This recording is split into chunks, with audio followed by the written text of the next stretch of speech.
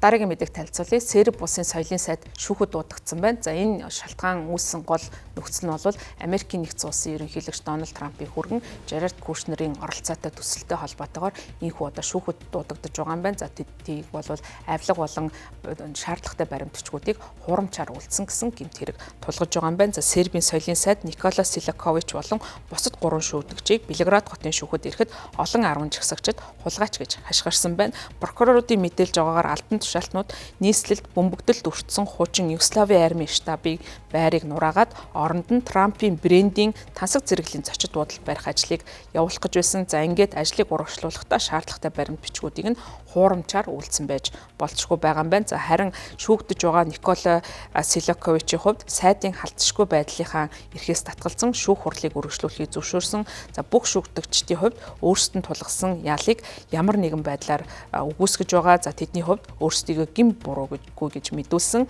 За ямар үйлдэл буруутгаж байгаа надад одоогийн байдлаар тодорхойгүй гэж Селякович зохион байгуулалтын гэмт хэргийг шүүх үүрэгтээ тусгай шүүхэд мэдгдсэн байна. Армийн штабыг нураах төлөвлөгөөнд Сербид ширүүн эсэргүүцэлтэй тулгарсан. За учир нь уг газрыг 1999 онд НАТОгийн удирдсан бөмбөгдөлтийн компанид ажлын хохирогчдын дурсгалын цогцлбор модернист архитектурын ховор дурсгал гэж үздэг юм байна. За төсөлд батлагдсантай холбоотойгоор эсэргүүцэл за мөн мөрдөн байцаах ажиллагаа үргэлжилж байгаа ч гэсэн засгийн газар уг газрын одоо соёлын өвийн статусыг хүчингүй болгохыг зөвшөөрсөн баримтчгийг гаргаснаар барилгыг нураах үйл ажиллагаа хурцсах боломжтой болсон. Гэвч зохион байгуулалтын гэмт хэргийн прокуроруудын үзэж байгаагаар Селякович болон бусад 3 хүнийг албан тушаалаа уруулан ашигласан хуурамч баримтчиг үйлдсэн хэрэгээр ялалсан байна. За үүний дараа Америкийн нэгдсэн улсын ерөнхийлөгч Дональд Трампын хүргэн Жаред Кушнерийн дэмжлэгтэй уг төслийг 12 дугаар сард цуцалсан.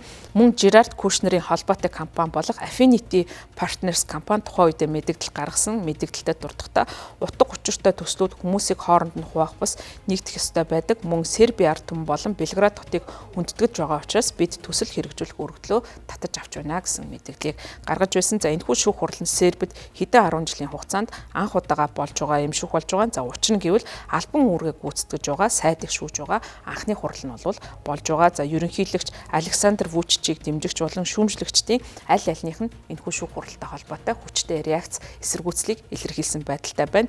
Вучич болон засгийн газрын сайд нар зочид буудлын хэрэг болон 2024 оны 11 дугаар сард болсон галт тэрэгний буудлын дээврийн нуралттай холбоотой шүүх хурлын асуудлаар прокуроруудыг шүүмжлээд байгаа. За энэ хүүг гамшигаас болоод оюутнуудын удирдсан авилгалын эсрэг өргөн хөрөнжөөний хөдөлгөөн өрнөж байсан. За хугацаанаас нь өмнө сонгуул явуулахыг тухайн үедээ шаардаж байсан ч гэсэн ерөнхийлөгч Вучич үүнийг хүлээн зөвшөөрөхгүйгээр асуудлыг шийдвэрлэхийг оролдож байсан. За өөрөөр хэлбэл Серб улсад бол улс төрийн нөхцөл байдал үүсгэн тухайн одоо соёлын дурсгал болон за үүнд оролцоотой албан тушаалтнуудын гэмт хэргийн асуудал яригдж байгаа явдал нь улс орны дотоод улс төрт бол томоохон нөлөөллийг үзүүлж байгаамаа. Баярлалаа та бүхэнд гадаад мэдээ танилцууллаа.